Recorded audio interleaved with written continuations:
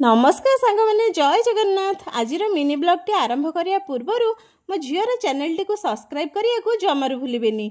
आज भिडटी मो झीर मिनी बैंक रे पैसा जमा कर आरंभ होता। यहाँ गोटे एमती बैंक जार कि समय ज्ञान बोली किसी ना पैसा रखिपारे आते पैसा उठे पारे। ए जाए पैसा चिन्हनी कौटा केते टंकिया पैसा गले देकी खुशी खाली ताली मार दौची। छाड़ू से कथा ये छनछनिया साग को भाजी प्रथम सकाळे पखाळ खाइथिलु, तापरे दिन बेला खाद्य प्रस्तुति पई आरंभ करथिलु। प्रथमे सबु पनिपरिया को काटी एखाटी करदेलु। आज सबु पनिपरिया एखाटी हेलेनी, हेले कोन पई घंट हबो ना आउ किछि? जदि केही अनुमान करि परचुंदी ताहले कमेंट करके कुहंतु।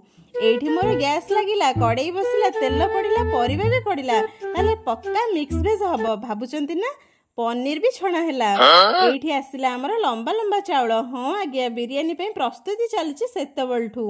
घांट कथा जमारू भाबंतुनी। कार्तिक मासटा बोली कोन बिरियानी हबनी? भेज बिरियानी आज हब नुहे आज्ञा हैला। पानी में जहाँ सब पड़िया कथा पड़िला, आउ इयाडे पनीपरिया को पकेकी घांटी देली। आ घांट हो गला 2 मिनिट रे।